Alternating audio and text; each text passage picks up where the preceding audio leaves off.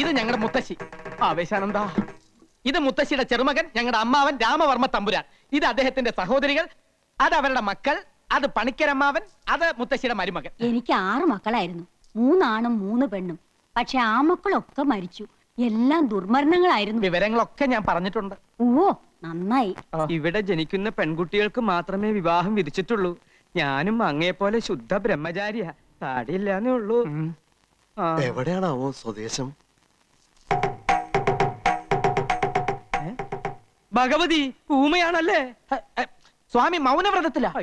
ഈശ്വര, അത്ര ജ്ഞാനിയാ? അങ്ങനെ ഉള്ളവരെ മൗനവ്രതം ആചരിക്കൂ.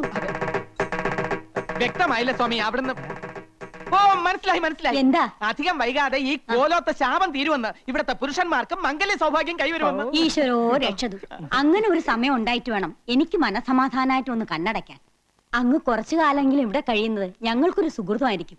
ധൃതി പിടിച്ച് പോണോന്ന് കൽപ്പിക്കരുത്. ഹിമാലയത്തിലെ മഞ്ഞുരുകൾ നിന്നിട്ട് ഇനി സ്വാമി കേരളം വിടും. എന്താ എന്താ പറഞ്ഞേ? ഒന്നും മനസ്സിലായില്ല. പിന്നെ നീ എന്തിനാ ചിരിച്ചേ? ഒന്നും മനസ്സിലാവാത്തോണ്ട് ചിരിച്ചതാ. എന്നാലേ എനിക്ക് മനസ്സിലായി. സ്വാമികൾ പറഞ്ഞത് അമ്മാവന് വ്രതശുദ്ധിയില്ല, മനസ്സിലെ കളങ്കമുണ്ട്, അതുകൊണ്ട് ഈ ചാവടിയിലേക്ക് വരാൻ പാടില്ല, അല്ലേ സ്വാമി? എന്താ രാമ ഞാൻ ഈ കേക്കണേ?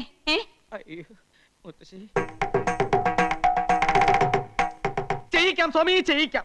എന്താ എന്താ? അമ്മാവൻ ഇന്ന് രാത്രി മുഴുവൻ ആഹാരം കഴിക്കാതെ ഉപവസിക്കണമെന്ന്, സന്ധ്യയ്ക്ക് രാമായണത്തിലെ കിഷ്കിന്ധാകാന്ഡം മുഴുവൻ വായിച്ചു തീർക്കണമെന്ന്. അയ്യോ, ഇവൻ വെറുതെ ഓരോന്ന് പറയാ. അദ്ദേഹം ഇതൊന്നുമല്ല പറഞ്ഞത്. അദ്ദേഹം ഇത് തന്നെയാണ് പറഞ്ഞത്. ദേ ഇങ്ങനെ കാണിച്ച രാമായണം വായിക്കാന്നാണ് അർത്ഥം. ഊമയുടെ ഭാഷ നിനക്ക് അങ്ങനെ മനസ്സിലായി? ഞായറാഴ്ച TV കാണാറില്ലേ, അത് കണ്ട് പഠിച്ചതാ. തർക്കമൊന്നും വേണ്ട, ഞാൻ പറയണത് അങ്ങോട്ട് അനുസരിക്കുക. അതെന്നെ മുത്തശ്ശി പറയട്ടെ. മുത്തശ്ശി പറയട്ടെ. രാമൻ ഇന്ന് ഉപവസിച്ച് രാമായണം മുഴുവനും അങ്ങോട്ട് പാരായണം ചെയ്യാ. പല്ലും കടിച്ചലറിക്കൊണ്ടു പാലിയും നില്ലു നില്ലുന്നണഞ്ഞോരു നേരം തഥാ. പല്ലും കടിച്ചലറിക്കൊണ്ടു പാലിയും നില്ലു നില്ലുന്നണഞ്ഞോരു നേരം തഥാ. മുഷ്ടികൾ കൊണ്ടു താടിച്ചതു ബാലിയെ ദുഷ്ടനാം ബാലി സുഗ്രീവനെയും തഥാ. വേണ്ട വേണ്ട, എന്നോട് കളിക്കാൻ നിക്കണ്ട. ഏലസ എന്റെ കയ്യില്. എറിഞ്ഞു ഓടിക്കാൻ നോക്കുകയാണല്ലേ? രാമായണം വായിക്കണമെന്ന് നിനക്ക് സൂഹിക്കണില്ല. മുത്തശ്ശി ഇവിടെ വായിക്കാൻ സമ്മതിക്കണില്ല. എന്റെ അടുത്ത് വേണ്ടാട്ടാ. പോയിക്കോ പോയിക്കോന്ന്. എനിക്ക് ധൈര്യമില്ലെന്നാ നിന്റെ വിചാരല്ലേ?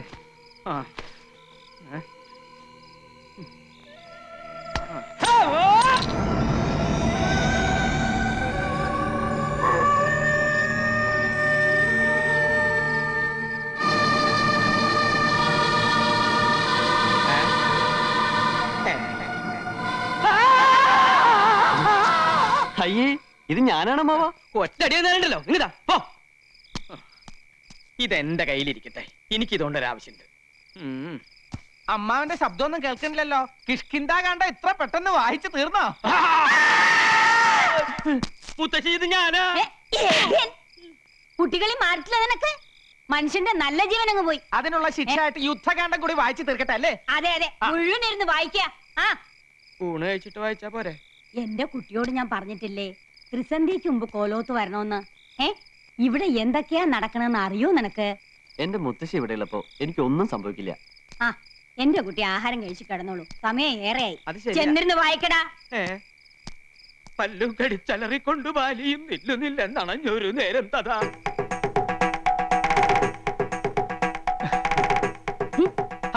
പരിഭവിക്കാതെ സ്വാമികളെ, ഈ പാലങ്ങോട്ട് കുടിക്ക.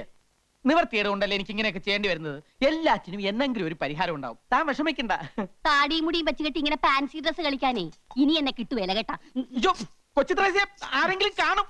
കാണട്ടെ, എല്ലാരും അറിയട്ടെന്നു. ഇങ്ങനെയുണ്ടോ മനുഷ്യന്മാർ? വലിയ തമ്പുരാക്കന്മാരാണെങ്കിലുവേ ഒന്നിനും നെറിയില്ല. നീ കൊച്ചുത്രേസ്യക്ക് മനസ്സിലായി കേട്ടാ. അല്ലേ പിന്നെ കെട്ടിക്കൊണ്ട് വന്ന പെണ്ണിനെ ആരെങ്കിലും ഇങ്ങനെ സ്വാമിയായിട്ട് ഇരുത്തുവാന്ന്. നീ കൂടുതലൊന്നും പറയണ്ട. കടപ്പുറത്ത് തേങ്ങ ഇടിക്കാൻ വന്ന എന്റെ അടുത്ത് 1ഉം 2ഉം കൊച്ചു വർത്തമാനം പറഞ്ഞ് നീ അടുത്ത് കൂടിയപ്പോ ഞാനും ഏതാണ്ടൊക്കെ പറഞ്ഞു പോയി. ഏതാണ്ടൊക്കെ പറഞ്ഞെന്നാ? പറഞ്ഞത് കൃത്യമായിട്ട് എനിക്കങ്ങോട്ട് ഓർമ്മയുണ്ട് കേട്ടാ. കൊച്ചുത്രേസ്യയെ ഐ ലവ് യു എന്നാ നിങ്ങ പറഞ്ഞത്. ഈ ഐ ലവ് യു എന്ന് പറഞ്ഞാൽ ഉടനെ കെട്ടിക്കോണോന്നാണെങ്കിൽ കേരളത്തിലെ എല്ലാ ആണുങ്ങൾക്കും 10ഉം 15ഉം ഭാര്യമാര് കണ്ടേനെ. ഇനി ഇഷ്ടപ്പെട്ടു ഒന്ന് എന്നെ ഇരിക്കട്ടെ. എന്ത് അപരാധം ചെയ്തിട്ടാ നിന്റെ അപ്പം വർക്കി എന്നെ ഓടിച്ചിട്ട് പിടിച്ച് രജിസ്റ്റർ ഓഫീസിൽ കൊണ്ടുപോയി എന്നെ കെട്ടിച്ചത്? ഞാൻ ബ്രഹ്മചാരിയായി കഴിയേണ്ടവനാണെന്ന് അങ്ങയുടെ കാല് പിടിച്ച് പറഞ്ഞതാ. അന്നേരം ആ കാല് കൊണ്ട് എന്നെ അങ്ങേരെ മുഖത്ത് തൊഴിച്ചു. എന്നിട്ട് എന്നെ ഭീഷണിപ്പെടുത്തി നിന്നെ ഇങ്ങോട്ട് കൊണ്ടുവരികയും ചെയ്തു. കഴിഞ്ഞതൊക്കെ കഴിഞ്ഞ് ഇനി നമുക്ക് എല്ലാം അങ്ങോട്ട് മറക്കാം തിരുമേനി. എല്ലാം ഞാൻ മറക്കാം, എന്റെ ബ്രഹ്മചര്യം ഒഴിച്ച്. കൊച്ചുത്രേസ്യെ, എനിക്ക് എന്റെ ജീവനിൽ കൊതിയുണ്ട്. നമ്മുടെ രഹസ്യ വിവാഹം കഴിഞ്ഞെങ്കിലും മേപ്പാടം കൽപ്പിക്കുന്നത് വരെ ഞാൻ സ്ത്രീ സുഖം അനുഭവിക്കുന്ന പ്രശ്നമേ ഇല്ല. അയ്യോ അങ്ങനെ പറയല്ലേ, തമ്പുരാൻ അറിയാവാ ഇന്ന് നമ്മുടെ ആദ്യ രാത്രിയാണ്. എന്റെ കാളരാത്രി അന്ന് കടാപ്പുറത്ത് വെച്ച് ആദ്യമായി തമ്പുരാൻ എന്നെ ഇഷ്ടമാണെന്ന് പറഞ്ഞ ദിവസം ഓർമ്മയുണ്ടാ? ദുർദിനങ്ങൾ ഞാൻ ഓർമ്മിക്കാറില്ല. എനിക്ക് നല്ല ഓർമ്മയുണ്ട്. അന്ന് അയലയും മത്തിയും ചാകര വന്ന ദിവസിയാണ്. ആ സന്ധ്യക്ക് കടാപ്പുറത്ത് വെച്ച് തമ്പുരാൻ എന്നെ നോക്കി പറഞ്ഞു, കൊച്ചുത്രേസ്യ സുന്ദരിയാണ്. കളിയാക്കിയാലും മനസ്സിലാകാത്ത പെണ്ണ്. ഒരു കാര്യം ഞാൻ പറഞ്ഞേക്കാം, ഞാൻ ജീവനോടെ ഇരിക്കുന്നത് കാണണമെന്നുണ്ടെങ്കിൽ ശൃംഗരിക്കാൻ വരാതെ മര്യാദയ്ക്ക് അടങ്ങി ഒതുങ്ങി ഇവിടെ കഴിഞ്ഞോണം. സമനില തെറ്റി ഞാൻ വല്ലതും ചെയ്തു പോയാൽ പാലമരത്തിന്റെ ചോട്ടിൽ നിന്ന് പിറ്റേന്ന് നീ തന്നെ എന്റെ എല്ലും മുടിയും പറക്കേണ്ടി വരും. അപ്പൊ ജീവിതകാലം മൊത്തം എന്നെ ഇങ്ങനെ സ്വാമി വേഷം കെട്ടി ചിരുത്താനാണ് ഇങ്ങോട്ട് കെട്ടിയെടുത്തോണ്ട് വന്നത്. മേപ്പാടം കൽപ്പിക്കുന്നത് വരെ. മേപ്പാടൻ ആരുവാ? എന്ത് പറഞ്ഞാലും തന്നെ ഒരു മേപ്പാടൻ. എന്താ ഭഗവതി ഈ കേക്കണേ? പ്രേമെന്നോ? കൊല്ലുന്നില്ല ഞാൻ. ആവശ്യത്തിലേറെ ലാളിച്ച് വഷളാക്കിയതിന്റെ കുഴപ്പമായി കാണണേ. ഞാനിവിടെ 46 വയസ്സ് കഴിഞ്ഞ് നിൽക്കാൻ തുടങ്ങിയിട്ട് കാലം കുറയായി. എന്നിട്ട് ഇങ്ങനൊരു ചിന്ത എനിക്ക് വന്നിട്ടില്ല. മോഹങ്ങളൊക്കെ അടക്കി ഒതുക്കി ചുരുട്ടി മനസ്സിൽ വെച്ചോണ്ട് നടക്കാ ഞാൻ. എന്തിനാ? ജീവനെ പേടിച്ചിട്ട്. ഇവിടത്തെ പുരുഷന്മാര് ബ്രഹ്മചര്യം തെറ്റിച്ച എന്തൊക്കെ ദുരന്തങ്ങളാ ഉണ്ടാവാന്ന് നിനക്കറിയോ? ഇക്കാലത്ത് ഇതൊക്കെ പറഞ്ഞ ആരെങ്കിലും വിശ്വസിക്കോ? ഒക്കെ വെറും അന്ധവിശ്വാസങ്ങളാ. നിന്റെ പ്രായത്തിൽ ഞാനും ഇതൊക്കെ തന്നെ പറഞ്ഞത്. മീനാക്ഷിയെ വെറുതെ ഒന്ന് നോക്കിയതിന് ഞാൻ അനുഭവിച്ച കഷ്ടപ്പാടുകൾ എന്തെന്ന് എനിക്കല്ലേ അറിയൂ. അമ്മാവൻ എന്തൊക്കെ പറഞ്ഞാലും ശരി, എനിക്ക് അവളെ വിവാഹം കഴിച്ചേ വെക്കൂ. നീ ഇത് എന്നോട് പറഞ്ഞത് പറഞ്ഞു. ഇതെങ്ങാനും മുത്തശ്ശി അറിഞ്ഞാൽ എന്താ ഉണ്ടാവാന്ന് നിനക്കറിയോ? അതുകൊണ്ട് പ്രേമം വല്ലാതെ മൂത്ത് കഴിയുമ്പോ നല്ല തണുത്ത വെള്ളം തലയിലൊഴിച്ച് സഹസ്രനാമ കീർത്തനവും ചൊല്ലി കമഴ്ന്ന് കിടന്ന് ഹരഹരോ ഹരഹര എന്നാണ് പറഞ്ഞാ മതി. ഇത് തന്നെയാണ് ഞാനും ചെയ്തിരുന്നത്. അമ്മാവൻ മുത്തശ്ശിയോട് ഒന്ന് പറഞ്ഞു നോക്കൂ. നല്ല ശേലായി.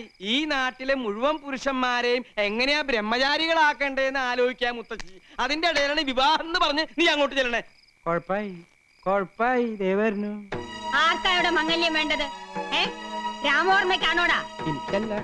പോലോത്ത ആണുങ്ങളുടെ മൂത്തവൻ നീയല്ലേ? നീയൊക്കെ വേണ്ടെന്ന് വെച്ച മംഗല്യം പിന്നെ ഇവിടെ ആർക്കാ വേണ്ടത്? ഞാനായിട്ട് അത് പറയണില്ല. വേണ്ടപ്പെട്ട ആൾ ഇവിടെ ഉണ്ട്. ആരെ? ഉണ്ണിക്കുട്ടനോ? എന്താ നീ ഒന്നും മിണ്ടാത്ത? കുട്ടികളല്ലേ, ഈ പ്രായത്തിൽ ഉണ്ടാവണ ചെറിയൊരു മോഹം നമ്മുടെ ഉണ്ണിക്കുട്ടനും തോന്നി. പക്ഷേ കാര്യങ്ങളുടെ ഗൗരവം ഞാൻ പറഞ്ഞ് മനസ്സിലാക്കിയപ്പോ എല്ലാം തെറ്റായി എന്ന് തോന്നിയിട്ടുണ്ട്. തെറ്റു പറ്റിയതൊക്കെ ഇവിടെ ഉള്ളവർക്കാ. ഏതോ ദുർമന്ത്രവാദിയുടെ വാക്ക് കേട്ട് വേണ്ടാത്ത വെട്ടിത്തരങ്ങൾ ചെയ്യാ. ഞാനൊരു പെൺകുട്ടിയെ സ്നേഹിച്ച് വാക്ക് കൊടുത്തുപോയി. ഇവിടെ ആരും ഞങ്ങളുടെ വിവാഹത്തിന് സമ്മതിച്ചില്ലെങ്കിൽ നാളെ തന്നെ ഞാൻ ഇവിടെ രജിസ്റ്റർ ചെയ്ത് കൊണ്ടുവരും. ഉണ്ണിക്കുട്ട, ആരോടാ എന്താ സംസാരിക്കണം അറിയോ? നീ സംബന്ധം കഴിച്ചാൽ നിനക്ക് മാത്രല്ല ഇവിടെയുള്ള എല്ലാ പുരുഷന്മാർക്കും അപകട. കോലോത്ത് വീണ്ടും ദുർമരണങ്ങൾ ഉണ്ടാവും. പോലോത്ത ആചാരങ്ങളും അനുഷ്ഠാനങ്ങളും ലംഘിച്ചാൽ കടുത്ത ശിക്ഷയായിരിക്കും കിട്ടുക. പിന്നെ ഉണ്ണിയുടെ സ്ഥാനം പടിക്ക് പുറത്ത്. എന്നെ പടിയടിച്ച് പിണ്ടം വെച്ചാലും ഞാൻ അവളുമായി ഈ നാട്ടിൽ തന്നെ ജീവിക്കും. ഈ കോലത്ത് ഞാൻ കാരണം ദുർമരണങ്ങൾ നടക്കുന്നുണ്ടെന്ന് എനിക്കൂടെ അറിയണല്ലോ. ഇല്ല, നിനക്ക് എന്തോ ബാധ കയറിയിരിക്കുകയാണ്.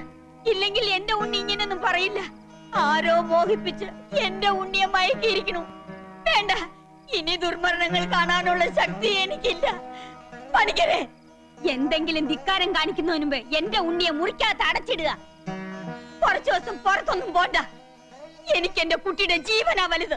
വേണ്ട, എന്റെ ആഗ്രഹം സാധിച്ചു തരാത്ത മുത്തശ്ശിയും വീടും ഒന്നും എനിക്ക് വേണ്ട. നീ എന്താ പറഞ്ഞത്? ഞാൻ പോവാ.